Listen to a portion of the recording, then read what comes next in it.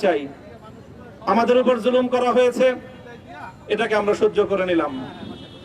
আমাদের ভাইদেরকে হত্যা করা হয়েছে, সেটাও সহ্য করে নিলাম।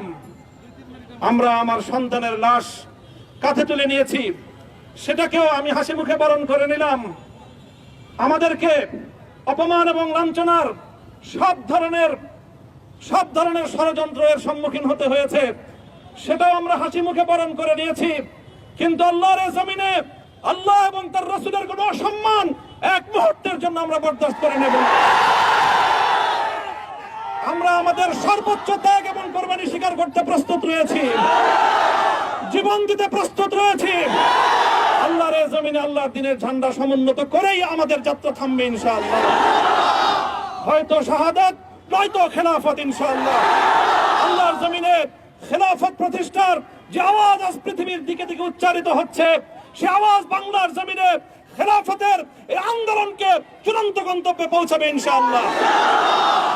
আমি বাংলাদেশের আলেম সমাজ, হেফাজতে ইসলাম বাংলাদেশ সহ বাংলাদেশ খেলাফত মজলিস সহ সকল ভ্রাতৃপ্রতিম সংগঠন, সকল ধর্মপ্রাণ, ইসলামপন্থী বিভিন্ন ছোটখাটো মতভেদ, মতবিরোধ, মত পার্থক্যের ঊর্ধ্বে উঠে যারা ইলাহি কালিমাতুল্লাহর এই এক বাণীতে বিশ্বাসী, আল্লাহর জমিনে আল্লাহর দ্বীন কায়েম করতে চাই, আমাদের তাআলাউ ইলা কালিমাতিন সাওয়াইন বাইনানা ওয়া বাইনাকুম এই এক মন্ত্রে উজ্জীবিত হয়ে আল্লাহর দ্বীনের ঝান্ডা সমুন্নত করবার এই আন্দোলন এবং সংগ্রামে আমি নিজেকে উৎসর্গ করার ঘোষণা করছি। এবং আমার সকল ভাইদেরকে, আমি সকল উলামায়ে কেরামকে এবং ধর্মপ্রাণ মুসলমানদেরকে, ইসলামী নেতৃত্বকে ঐক্যবদ্ধভাবে এই সংগ্রামের ঝান্ডা সমুন্নত করবার, ধারণ করবার আহ্বান জানাচ্ছি। এবং আপনাদের সকলকে আবার শুকরিয়া জ্ঞাপন করছি যে আজকে আপনারা এভাবে আমাকে উৎসাহিত করেছেন, উজ্জীবিত করেছেন। আল্লাহ পাক আপনাদের সকলকে উত্তম বিনিময় দান করুন। প্রিয় ভাইরা,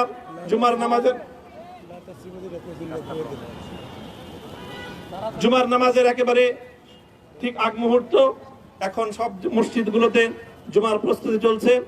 আমরা এখন এখানে খুব সংক্ষিপ্ত দোয়ার মাধ্যমে আমাদের আজকের এই প্রোগ্রামের সমাপ্তি ঘোষণা করব। এরপরে ইনশাআল্লাহ প্রত্যেকে সুশৃঙ্খলভাবে যার যার জায়গা মতো বা আশেপাশের মসজিদগুলোতে গিয়ে আপনারা জুমার নামাজ আদায় করবেন।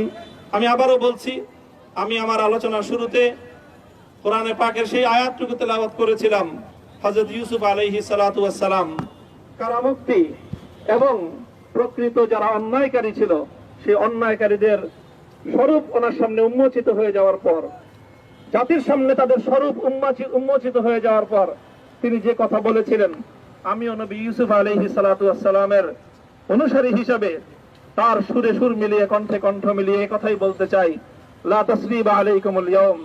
ব্যক্তিগত আক্রোশের প্রতিশোধ আমরা কারো কাছ থেকে গ্রহণ করব না। সকলকে আহ্বান জানাই, মাদ্রাসা, স্কুল, কলেজ, ভার্সিটি, কোন শিক্ষা ব্যবস্থার ছাত্রদের মধ্যে বিভেদ করার নীতিতে মামুনুল হক বিশ্বাস করে না।